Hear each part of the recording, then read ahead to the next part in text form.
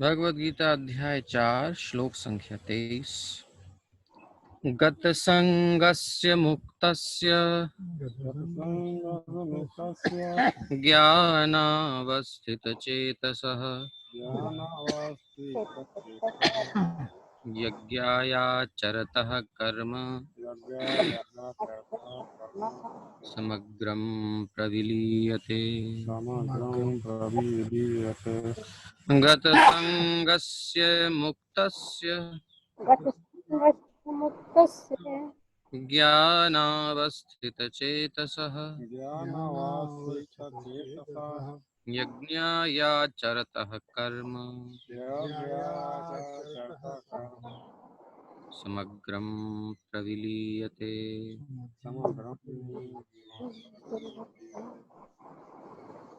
जो पुरुष प्रकृति के गुणों के प्रति अनासक्त है और जो दिव्य ज्ञान में पूरी तरह स्थित है, पूर्णतया स्थित है, उसके सारे कर्म ब्रह्म में लीन हो जाते हैं।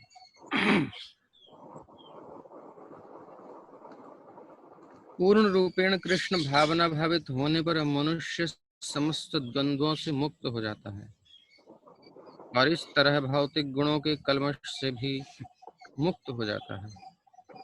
वो इसीलिए मुक्त हो जाता है क्योंकि वो कृष्ण के साथ अपने संबंध की स्वाभाविक स्थिति को जानता है। फलस्वरूप उसका चित्त कृष्ण भावनामृत से विचलित नहीं होता।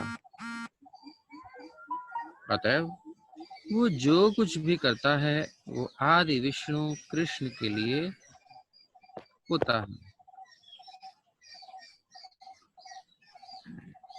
अतः उसका सारा कर्म यज्ञ स्वरूप होता है, क्योंकि यज्ञ का उद्देश्य परम पुरुष विष्णु अर्थात कृष्ण को प्रसन्न करना है।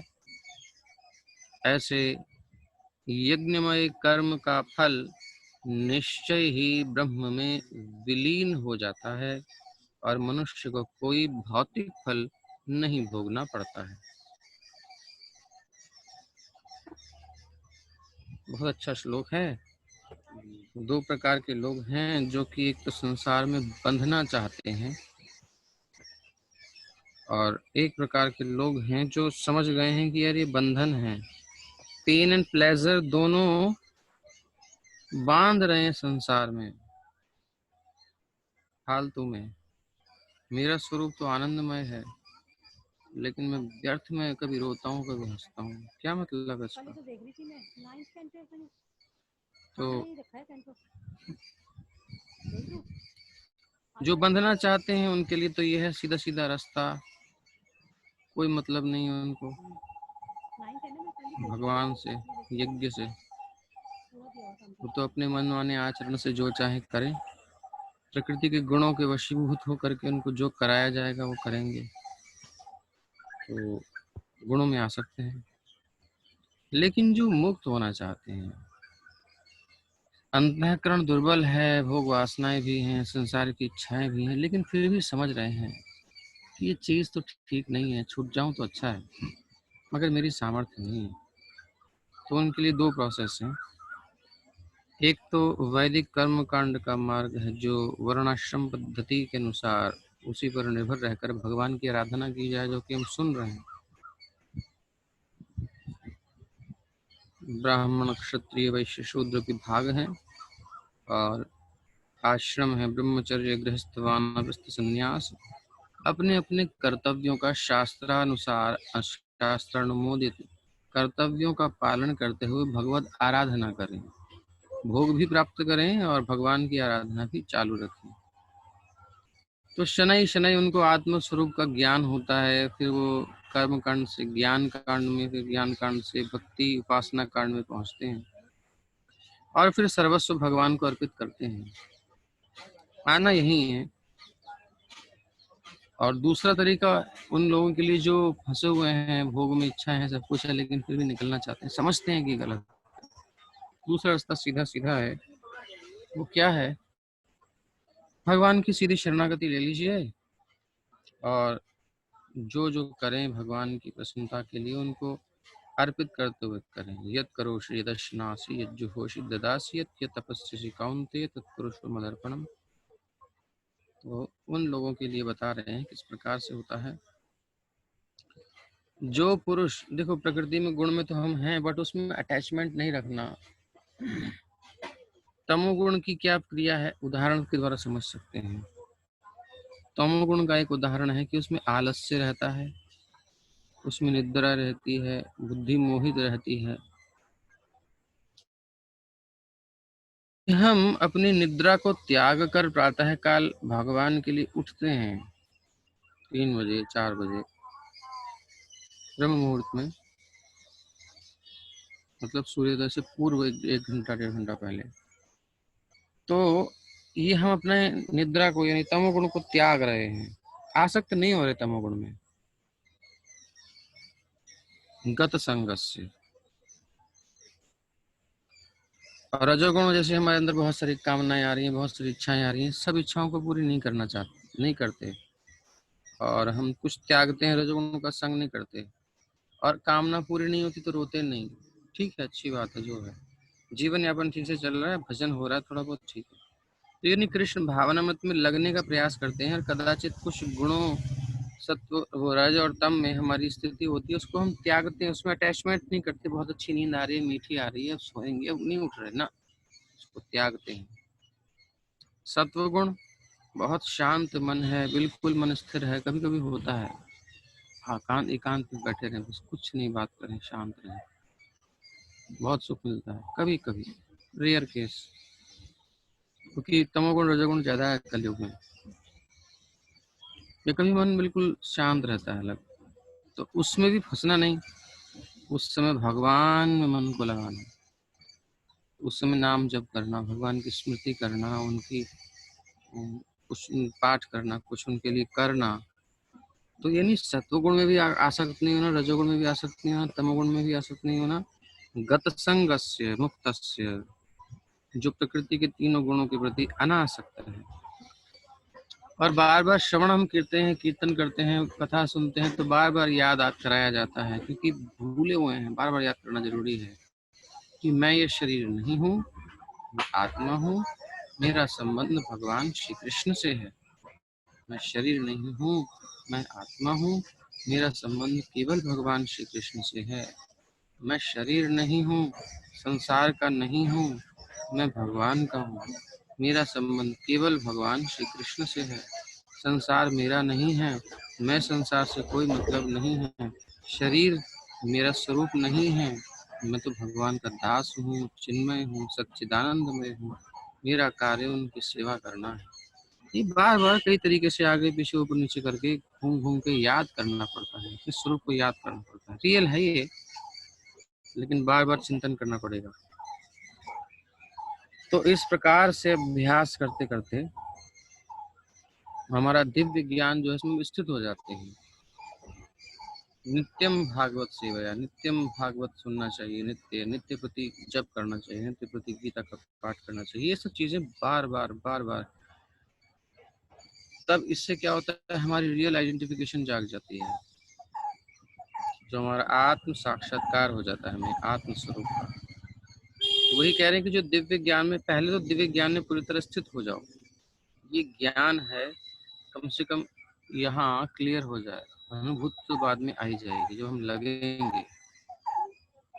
थोड़ा लंबा प्रोसेस है, धैर्य से काम करना पड़ेगा। जो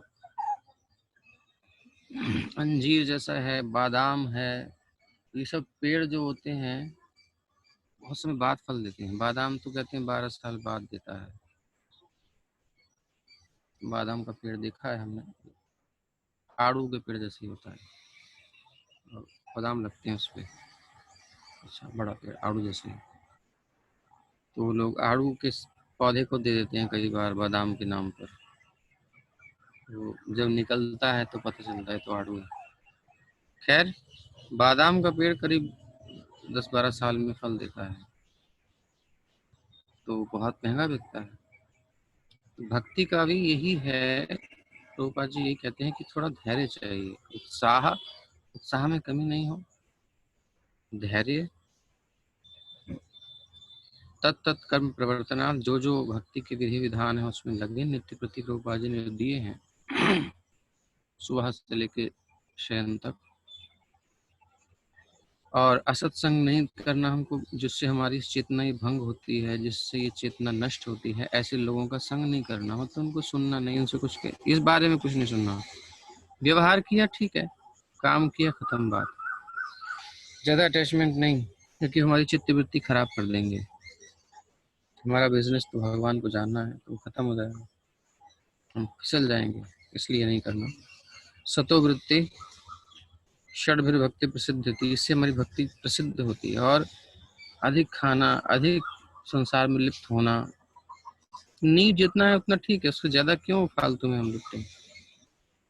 ज़्यादा प्रयास भी नहीं करना चाहिए संसार की उपलब्धियों के लिए, ठीक है तो संतुष्ट रहना चाहिए, क्योंकि इसका अंत कहाँ है। किसी को भी देख लो, उसका अंत कहाँ है। अगर हम संसार की उपलब्धियों के चक्कर में पड़ेंगे, जीवन का अंत तो हो सकता है, मगर इन उपलब्धियों का अंत नहीं है। भटक गए हम फिर। Do the needful. और प्रजल्प समय कहाँ है हमारे पास भगवान की चर्चा को छोड़कर। ये सब चरित्र ही नहीं पढ़ पा रहे। गीता कितनी सारी पढ़ी हुई है, भागवत है, चैतन्य चरितामृत है, भक्ति रामृत सिंधु है, उपदेशामृत है, इतनी सारी बुक्स हैं, महाभारत है, रामायण है, क्या क्या पढ़ा हुआ है। उसमें हमको पढ़ना चाहिए। ये फालतू में बातें कर रहे हैं, टीवी सीरियल्स देख रहे हैं, वो अच्छा है, ये है, इसकी चुगली उसकी, ये सब क्या है। प्रजल्प से बचें, नहीं तो सब खा जाएगा। प्रजल्पो नियम आग्रह, या तो नियम छोड़ देते हैं हम, कोई नियम नहीं है जी, प्रेम में कोई नियम नहीं होता, तो खत्म कहानी।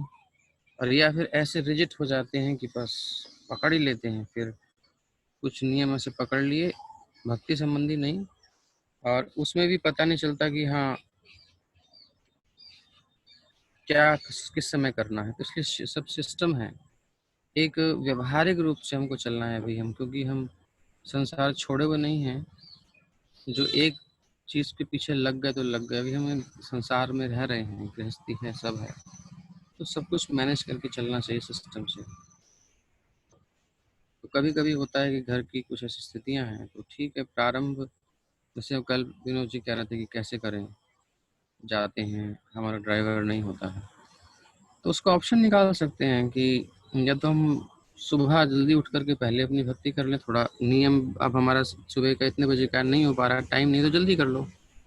अच्छा, एक और ऑप्शन है, ड्राइवर तो हम पैसे से भी ले सकते हैं, किसी को हायर कर लो, वो हमारी मनी हम कमा रहे हैं, किस लिए कमा रहे हैं, भक्ति करेंगे आराम से।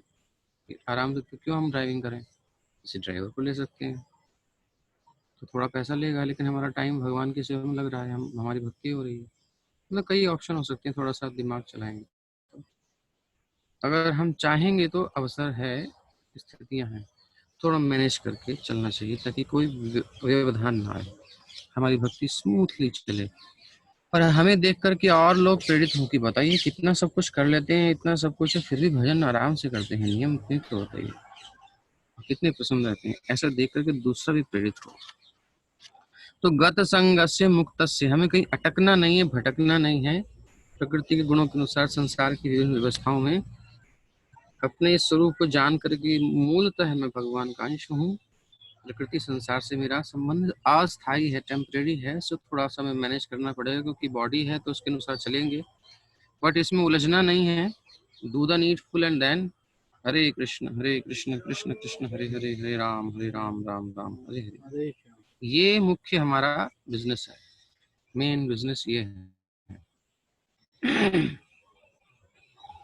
संसार के काम में से समय निकाल करके थोड़ी सी भक्ति कर रहे हैं, ये नहीं है, ये चेतना हम लोगों की नहीं होनी चाहिए, जो भी संसार में होती है।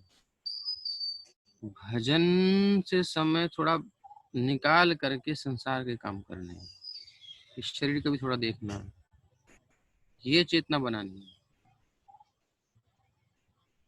भगवान का समय है ये जीवन किसका है। प्रभुपाद जी का बड़ा सुंदर लेक्चर है, आप लोग मांगते नहीं इसलिए हम याद नहीं रखते, जो मांगेंगे तो देंगे। कल भी किसी ने मांगा नहीं, तो हो बड़ा प्यारा लेक्चर है, मैं शायद विनोद जी को दिया था। तो बात बता रहे हैं कि ये शरीर किसका दिया हुआ है, भगवान का है। ये जीवन किसका दिया हुआ है, भगवान का है। उनकी सेवा में नहीं लगा रहे हम, जाने कहाँ कहाँ लगा रहे हैं, तो ये फिर चीटिंग है। तो भगवान के दिए समय में से, भगवान के दिए हुए जीवन में से, भगवान के लिए जो कुछ है उसमें से थोड़ा समय हम इस बॉडी के मेंटेनेंस के लिए, संसार परिवार के मेंटेनेंस के लिए निकालें। ना कि ये सोचें कि यार ये तो संसार में हमारे एंजॉय के लिए जीवन था, इसमें से थोड़ा सा भजन कर लिया, एक टुकड़ा डाल दिया उनके आगे भी, जैसे कुत्ते के आगे डालते हैं। ये ऐसा ही है एक्चुअली। बड़ा एहसान नहीं कर रहे हम भगवान के ऊपर, हम अपने ऊपर एहसान कर रहे हैं थोड़ा सा करके। तो ऐसे उनका दिया हुआ सब कुछ है, उन्हीं के लिए है। तो उनके समय में से थोड़ा समय निकालना, ये नहीं कि हम इधर से हम सोचते यही है, अरे मेरा परिवार, मेरा घर, मेरा सब सब कुछ, ये सब यही तो मेरा रियल लाइफ है। अब ये ठीक ठीक चलता रहे, इसलिए थोड़ा सा भगवान का भी भजन कर लिया, उनको कुछ ऑफर कर दिया। ये भक्ति नहीं है, ये कर्मियों की मेंटालिटी है, भोगियों की। और हम उस कैटेगरी में नहीं रहना चाहते ना, तभी तो हम यहाँ बैठे सुन रहे हैं। और अगर नहीं समझ में आए अभी तक तो समझ लीजिए अभी से कि इस कैटेगरी में नहीं रहना चाहिए, ये अच्छी नहीं है। भगवान के प्रेम करना चाहिए, एक प्रेम के संबंध में अलग आनंद है। कोई कमी नहीं आती भक्त को, बल्कि और केयर करते हैं भगवान। तो इस प्रकार से भगवान की भक्ति में विचलित हुए बिना हमें लगना है, ये यहाँ पर समझना है। पूर्ण रूपेण, पूरी तरह कृष्ण भावना भावित होने पर ही ये सब होता है। मनुष्य समस्त द्वंद्वों से मुक्त हो जाता है। हम द्वंद्व में फंस जाते हैं, कभी कोई परेशानी आ गई, कभी कोई परेशानी आ गई, जब कभी दुविधा आ जाती है, द्वंद्व हो जाता है, तो हम क्या करते हैं, हम फंस जाते हैं। तो कब मुक्त हो पाएंगे, जब हम कृष्ण भावना भावित होंगे, जब ये हमारी चेतना होगी कि मेन बिजनेस हमारा भगवान को प्रसन्न करना है, तो द्वंद्व खत्म हो जाएगा। प्रायोरिटी हम भगवान को जब देंगे, हमारा प्राथमिकता जीवन की भगवान की सेवा है, तो अपने आप मैनेज हो जाएगा सब, कोई समस्या नहीं है। जब लड़का अकेला होता है तो मस्ती करता है खूब, जब उसकी शादी हो जाती है तो कैसे मैनेज करता है अपने टाइम को, बल्कि सारा टाइम उनको देना पड़ता है, फिर भी वो मैनेज करता है ना सब। ऐसी कई कई उदाहरण आप देख लीजिए संसार में। हम मैनेज करना जानते हैं, बट कहाँ करते हैं, जहाँ हमारा प्रेम होता है, जिससे हमारे लगाव होता है, जो चीज़ हमें पसंद है, जिसमें हमारा मन डूबा हुआ है, उसके लिए हम सब कुछ करते हैं। जिसका मन बिजनेस में डूबा हुआ, बिजनेस के लिए सब साइड कर देता है, उसमें अच्छे से लगता है, मतलब बाकी को केयर करता है, बट मेन उसका फोकस वहीं रहता है। जिसका मन जहाँ है वो उसी को अच्छे से मेनली प्रायोरिटी उसकी रहती है उसकी लाइफ में। तो हमें भी सब कुछ आता है, किसी को ऐसा नहीं कुछ सिखाना है, सब पता है, बस डायरेक्शन गलत है। हमको ये लाइफ में अपनी मेन भगवान श्री कृष्ण को रहना है, और तब फिर द्वंद्व रहेगा ही नहीं। कृष्ण भावना भावित होने पर पूर्ण रूप से मनुष्य समस्त द्वंद्वों से मुक्त हो जाता है। मतलब जब पूर्ण भावना भावित होता है तो मुक्त हो जाता है पूर्ण रूप से। तो जितना भावना भावित होगा उतना द्वंद्वों से मुक्त हो जाएगा, ये भी एक संदेश है। पूर्ण रूपेण कृष्ण भावना भावित होने पर समस्त द्वंद्वों से मुक्त होता है, तो अल्प रूपेण कृष्ण भावना भावित होने पर अल्प द्वंद्वों से तो मुक्त होगा ही ना। समझ में आ ही रहा है। तो जितना हम आगे जाएंगे उतना द्वंद्व दुविधाएं खत्म होती जाएंगी, और इस तरह भौतिक गुणों के कलमश से भी मुक्त हो जाता है। जितना हम कृष्ण की तरफ जाएंगे उतना माया के गुण, प्रकृति के गुण हमको प्रभावित नहीं करेंगे। जिसका चित्त भगवान में नहीं लगा है वही रोता बिलखता रहता है, चिल्लाता रहता है, ये वो, ये क्या वो क्या। जब उसका मन, अब बच्चा कब तक रोता है, जब तक उसके मुख में दूध नहीं आता। जब माँ ले करके अपनी छाती से लगाती है तो शांत हो जाता है। ऐसे ही हम सब बच्चे हैं भगवान के, जब तक ठाकुर के चरणों में लगेंगे नहीं, उनके अमृत श्रावी इस उपदेश में मन को नहीं लगाएंगे। गीता अमृतम, गीता अमृत है, नामामृतम, नाम अमृत है। रूप गुण लीला, ये सब अमृत स्वरूप भगवान की, इन सब चीजों में अपने मन को नहीं लगाएंगे तब तक हमें अमृत नहीं मिलेगा। हम तब तक रोते रहेंगे, क्योंकि संसार में तो जलना ही है, सब जल रहे हैं, द्वंद्व में फंसे हैं। इसलिए वो इसीलिए मुक्त हो जाता है क्योंकि वो कृष्ण के साथ अपने संबंध की स्वाभाविक स्थिति को जानता है। ये नॉलेज बहुत बड़ी चीज है कि मैं भगवान का हूँ, बहुत बड़ा रिलीफ मिलता है। फलस्वरूप उसका चित्त कृष्ण भावना मत से विचलित नहीं होता, जानता है अपने संबंध को, इसलिए विचलित नहीं होता। इसलिए वो जो कुछ भी करता है वो आदि विष्णु कृष्ण के लिए होता है। फिर ऐसी स्थिति आ जाती है, आप जो करोगे उसमें कृष्ण की स्मृति होगी। हमें पता है अपना डेस्टिनेशन कहाँ जाना है, तो कहीं अटकेंगे भटकेंगे नहीं, उसमें हमेशा कृष्ण की स्मृति होगी। कोई भी काम करना हो संसार में, बट कहीं ना कहीं कनेक्शन देख लेंगे कृष्ण से कैसे है। अतः उसका सारा कर्म यज्ञ स्वरूप होता है। फिर अब वो जो भी करता है, जब उसकी प्रायोरिटी श्री कृष्ण है, जब उसकी लाइफ में एम श्री कृष्ण की प्रसन्नता है, तो उसका जीवन यापन का जो क्रिया है वो भी भक्ति हो जाती है, यज्ञ हो जाता है। क्योंकि यज्ञ का उद्देश्य परम पुरुष विष्णु अर्थात कृष्ण को प्रसन्न करना है। और उसके मन में ये जो भक्ति में लग गया, वो यही सोचता है कैसे भगवान प्रसन्न हो। हर काम को करते हुए सोचेगा कहीं इससे कहीं ऐसा ना हो ठाकुर जी आप प्रसन्न हो जाए, कहीं गलत तो नहीं है, नहीं नहीं, तो ठीक है। जो अनुकूल होते हैं भक्ति के, उन्हीं कामों को करता है, जो प्रतिकूल होते हैं उनको त्याग देता है।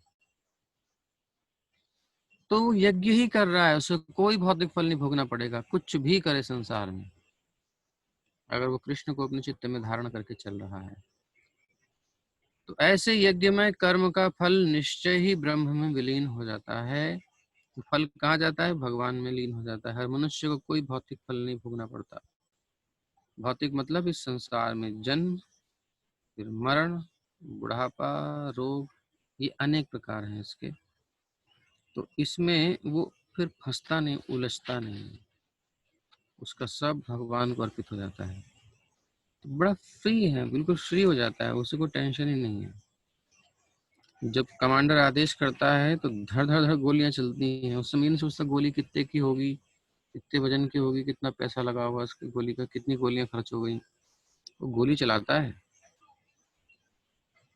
तो जब श्री कृष्ण का आदेश मिल गया, भगवत गीता का ज्ञान प्राप्त हो गया, गुरु का आदेश मिल गया, हमें डेस्टिनेशन क्लियर हो गया कि हमको जो है भगवान की सेवा में, भगवान के चरणों में जाना है, तो सब अपने आप एडजस्ट हो जाता है, सब यज्ञ स्वरूप हो जाता है। पहले ये माइंड में फिक्स करना है कि मैं कौन हूँ और मेरा उद्देश्य क्या है, और बार बार थोड़ा चिंतन करना पड़ेगा कि एक्चुअली जो भी कुछ कर रहे हैं उसका उद्देश्य क्या है, कोई टाइम वेस्ट तो नहीं कर रहा है, इसका कोई पर्पस है कि नहीं है लाइफ में मेरी। कुछ लोग ऐसे ही वेले वेले बैठे होते हैं, तो काम ही नहीं कर रहे। क्या है ये सब, मतलब कोई कुछ खेल रहा है, कोई कुछ कर रहा है, फालतू की बातें, कितना टाइम वेस्ट हम लोग करते हैं। साधु लोग होते हैं जो एक एक क्षण का सदुपयोग करते हैं। यानी ट्रैवलिंग करते समय भी भक्त लोग श्रवण कर रहे हैं, कि प्रीचिंग कर रहे हैं, मतलब कोई भी काम करते समय वो एक साथ भगवान की कई सेवा में लगे रहते हैं, अपने मन को एंगेज रखते हैं। तो यज्ञ हो रहा है ये, तो भौतिक फल नहीं भोगना पड़ता। ब्रह्मार्पणं ब्रह्म हविर् ब्रह्माग्नौ ब्रह्मणाहुतम् ब्रह्मैव तेन गन्तव्यम् ब्रह्म कर्म समाधिना ब्रह्मार्पणं ब्रह्म हविर् ब्रह्माग्नौ ब्रह्मणाहुतम् ब्रह्मैव तेन गन्तव्यम् ब्रह्म कर्म समाधिना।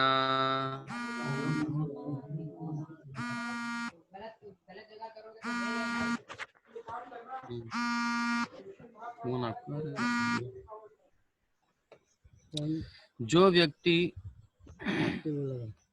कृष्ण भावनामृत में पूरी तरह लीन रहता है, पूरी तरह लीन रहता है, तेरे प्यार में मनमोहन हम सब कुछ भुला चले, लुटा चले, पूरी तरह लीन रहता है। उसे अपने आध्यात्मिक कर्मों के लिए योगदान के कारण, अपने कर्मों के योगदान के कारण अवश्य ही भगवत धाम की प्राप्ति होती है। जब कोई कंपनी के लिए हम अच्छा कुछ करते हैं तो वो रिवार्ड देती है, हमें बोनस देती है, कुछ कुछ देती है ना। कोई वर्कर, कोई कोई एम्प्लॉय अच्छा काम करता है तो वो पसंद होती है, कंपनी उसको गिफ्ट देती है, कुछ ना कुछ रिवार्ड देती है। तो हम अगर भगवत भावना में रह करके, यानी हम अपना टास्क अच्छे से पूरा करेंगे जिसके लिए मनुष्य शरीर दिया है। इस मनुष्य शरीर का एम पता होना चाहिए कि हमारा इस शरीर का केवल एक उद्देश्य है, केवल एक, भगवान को जान लेना और उनकी शरण में लग जाना, अपने स्वरूप को प्राप्त कर लेना, बस इस संसार के इस चक्र से निकल जाना। केवल एक चांस है, अपॉर्चुनिटी है हमारे पास, गोल्डन। बाकी कहीं अपॉर्चुनिटी नहीं है, कोई नहीं है जो समझ पाए इस बात को, मनुष्य शरीर को छोड़ के। ये बात याद रखनी चाहिए बार बार बार बार। तो जो इस टास्क को पूरा कर लेता है, अपने आध्यात्मिक कर्मों के योगदान के कारण अवश्य ही भगवत धाम की उसको प्राप्ति होती है। भगवान की वाणी है ये, मुख से उनके, अवश्य भगवान कह रहे हैं, होगी पूर्ति।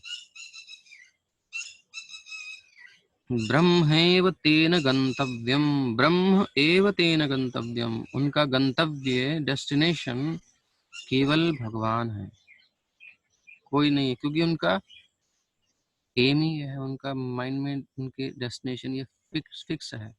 अच्छा एक बार बताइए, आप जहाँ पर हैं, यानी लाइफ के जिस पड़ाव पर हैं, जो कुछ बने हुए हैं, जो कुछ कर रहे हैं आज आप, ये आपने सोचा था कि नहीं? कहीं ना कहीं हमारे माइंड में चीज थी तभी हम यहाँ पहुंचे हैं। अरे भाई, हम अगर दिल्ली की टिकट लेंगे तो दिल्ली ही में तो पहुंचेंगे।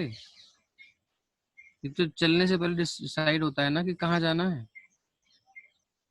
हम जैसे कि हम बैठे हैं, कोई भी ट्रेन ले लीजिए, जो भी ट्रेन का नाम हो उधर जाने वाली, तो उस ट्रेन में हम बैठे हैं तो हमने डिसाइड किया तभी तो बैठे हैं, ऐसे तो हमने अचानक बैठ नहीं गए ट्रेन में। अगर अचानक कोई पकड़ता भी है तो भी उसे पता होता है मुझे जाना किधर है, जीपीएस देना पड़ता है पहले कि भैया, वो पहले पूछता है कि your destination, then your location. तो फर्स्ट ऑफ ऑल डेस्टिनेशन ही नहीं है तो वो बताएगा नहीं, कहेगा तुम पागल हो, कहाँ बताऊं मैं, कहाँ बताऊं कहाँ जाना है। कुछ भी हम बने हुए हैं आज, हमने कहीं इसकी इच्छा की थी, हमने कहीं इसके लिए प्रयास किया था, हमारे मन में कहीं था, इसलिए आज हम यहाँ हैं। जो हम सोचे हैं वही हम बने हुए हैं। तो अब जो सोचेंगे वही बनेंगे, जहाँ चाहेंगे वहीं जाएंगे, जैसे यहाँ आए हैं। तो बस डेस्टिनेशन फिक्स करना चाहिए, ब्रह्म भगवान की शरणागति, उनके धाम में, अपने घर जाना है, वापस back to home, back to godhead, अपने घर जाना है, कहीं अटकना नहीं है। ब्रह्मार्पणम ब्रह्म हविर ब्रह्माग्नौ ब्रह्माग्नौ ब्रह्मणा हुतम। फिर वो जो कुछ कर रहा है वो ब्रह्म स्वरूप ही है, वो भगवत स्वरूप ही है, वो भक्ति में कर्म है सब। तो ऐसे कर्मों के योगदान के कारण अवश्य ही भगवत धाम की प्राप्ति होती है, क्योंकि उसमें हवन भी आध्यात्मिक होता है, हवि भी आध्यात्मिक होती है। हवन और हवि जो प्रोसेस है वो भी स्पिरिचुअल है, और जो इंग्रेडिएंट्स हैं उसमें जो यूज होते हैं वो भी स्पिरिचुअल है, वो भी आध्यात्मिक है, इसलिए कोई बंधन भौतिक नहीं होता। यहाँ इसका वर्णन किया गया है कि किस प्रकार, तात्पर्य कि किस प्रकार कृष्ण भावना भावित कर्म करते हुए अंततो गत्वा एटलीस्ट आध्यात्मिक लक्ष्य प्राप्त होता है। कृष्ण भावनामृत विषयक विविध कर्म होते हैं जिनका वर्णन अगले श्लोकों में किया गया है। बहुत सारे कर्म होते हैं कृष्ण भावना भावित, किंतु इस श्लोक में तो केवल कृष्ण भावनामृत का सिद्धांत वर्णित है। क्या सिद्धांत है? भौतिक कलमश से ग्रस्त बद्ध जीव को भौतिक वातावरण में ही कार्य करना पड़ता है, चारों तरफ एनवायरनमेंट ऐसा ही है प्रकृति का, किंतु फिर भी उसे ऐसे वातावरण से तो निकलना ही होगा। इस वातावरण से निकलना है ना, हमको पहले ये क्लियर होना चाहिए कि ये अच्छी जगह नहीं है, हम यहाँ एंटेंगल्ड हैं, फंसे हुए हैं, बुरी तरीके से लटके हुए हैं, कुछ पता नहीं कब क्या कौन सा लॉ आ जाएगा, अटका देगा। आदमी सोचता है बड़ी स्मूथ लाइफ चल रही है, बट पता नहीं एकदम से क्या हो जाता है, कुछ भी हो सकता है किसी के साथ भी, एट रैंडम जमीन खिसक जाएगी पैर के नीचे से, जब तक खिसकी नहीं है संभल के रहो, तैयार कर लो, नहीं तो फिर जब खिसकेगी तो बचने का समय नहीं मिलेगा। तो हमें निकलना है यहाँ से, ये हमें तैयारी करनी है, अच्छी जगह नहीं है। जिस विधि से वो ऐसे वातावरण से बाहर निकल सकता है वो कृष्ण भावनामृत है, ये प्रोसेस है। उदाहरण के लिए यदि कोई रोगी दूध की बनी वस्तुओं के अधिक खाने से पेट की गड़बड़ी से ग्रस्त हो जाता है तो उसे दही दिया जाता है, जो दूध ही से बनी अन्य वस्तु है।